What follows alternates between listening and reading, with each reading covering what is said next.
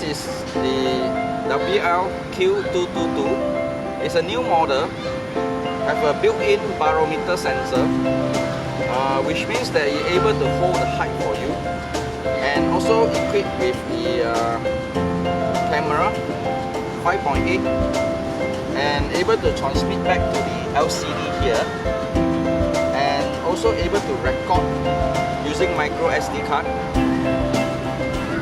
Okay, let's try that out.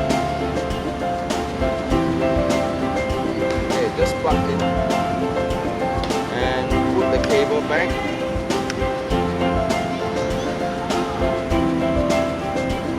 And switch on your transmitter.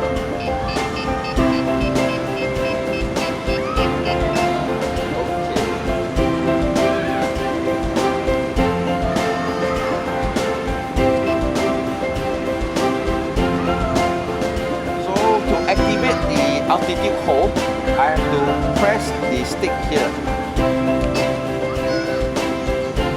You can see that the light flashing.